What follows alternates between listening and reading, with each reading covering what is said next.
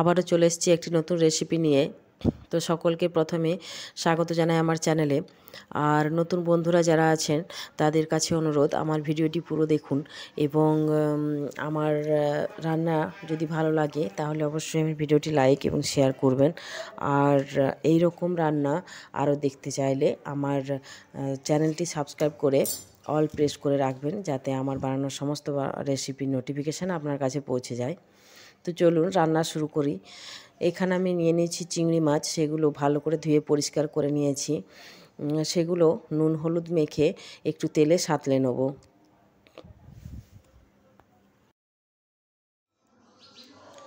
তো চম্পারণ স্টাইলের এঁচড় চিংড়ি বানানোর জন্য এখানে আমি এঁচড় নিয়ে নিয়েছি। এঁচড়টা এরকমভাবে কেটে নিয়েছি। এঁচড় কেমন করে কাটতে হয় তার ভিডিও আছে আমার চ্যানেলে, তার লিঙ্ক আমি ডেসক্রিপশানে দিয়ে দেবো, সেখান থেকে দেখতে পারেন। তো কাটাটা আর দেখাচ্ছি না। আর এঁচড় এর সবজি বানানোর জন্য যে সকল মশলা লাগবে এখানে আমি নিয়েছি। এখানে নিয়েছি ঝাল লঙ্কার পাউডার, গরম মশলা পাউডার, এটা আছে জিরে পাউডার, ধনে পাউডার, কসুরি মেথি পাতা, আর রঙের জন্য কাশ্মীরি মির্চের গুঁড়ো, আর টমেটো, আর পেঁয়াজ কুচিয়ে নিয়েছি। আর এর সঙ্গে দিতে হবে হলুদ, নুন পরিমাণ মতো। তো চলুন রান্না শুরু করি। এখানে যে কড়াতে আমি চিংড়ি মাছ ভেজে নিয়েছি সেই তেলেতেই দিয়ে দিচ্ছি পেঁয়াজগুলো একটু হাত দিয়ে এরকমভাবে আলাদা করে নেব। এর সঙ্গে দিয়ে দিচ্ছি টমেটো, আর বাকি যে মশলাগুলো সব ছিল শুকনো মশলা সব দিয়ে দিলাম। দিয়ে দিচ্ছি হলুদ,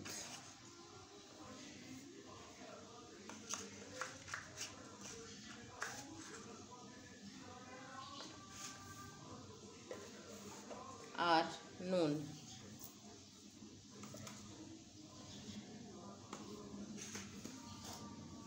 এরপর এইগুলো একটু ভালো করে হাত দিয়ে মেখে নেব।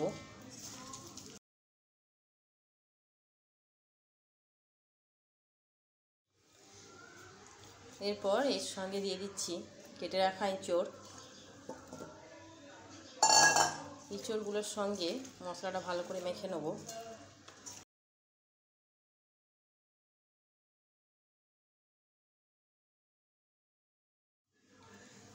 এরপর এর সঙ্গে আরও অ্যাড করছি আমি আদা রসুনের পেস্ট। রসুন গোটা থাকলে গোটা রসুন কোয়া এখানে দিতে হবে, আর আদা বাটা। তো আমি এখানে আদা রসুনের বাটা একসঙ্গে দিলাম।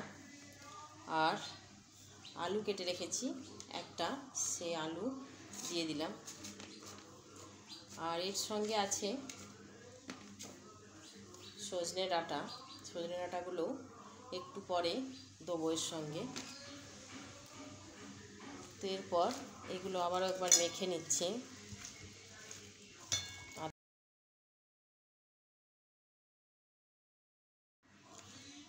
আর এর সঙ্গে দিচ্ছি তেল।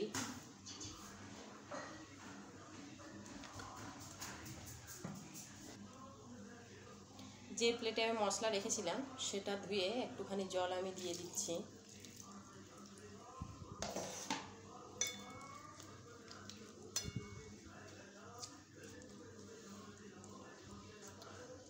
চম্পারণ স্টাইলের এঁচড় বানাই সাধারণত হাঁড়িতে, মাটির হাঁড়িতে বানায়।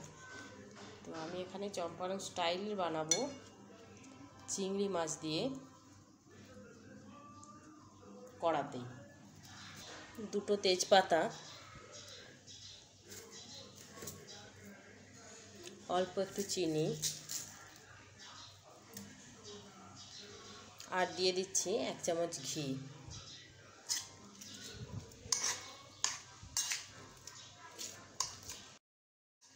চলুন হয়ে গেছে। এরপর এতে ঢাকা দিয়ে রান্না করে নেব।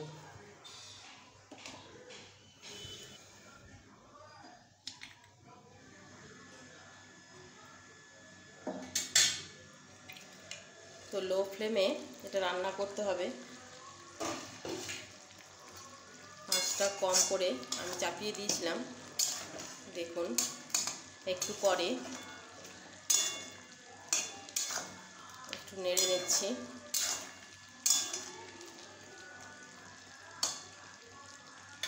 দিয়ে দিচ্ছি কেটে রাখা সজনে ডাঁটা।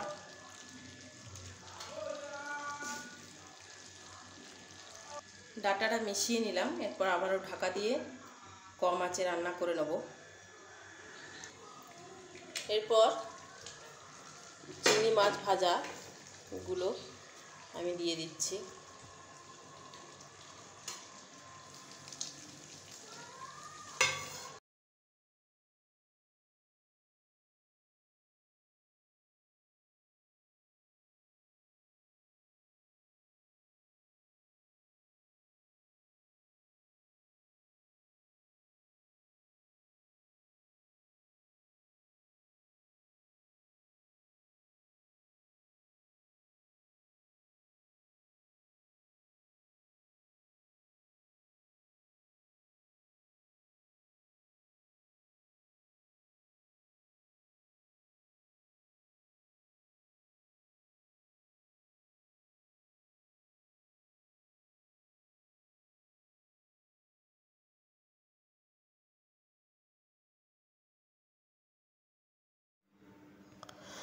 দেখুন রেডি হয়ে গেছে এঁচোড় চিংড়ি চম্পারণ স্টাইলের।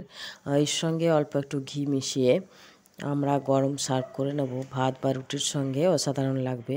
তো চলুন সার্ভ করে নিই।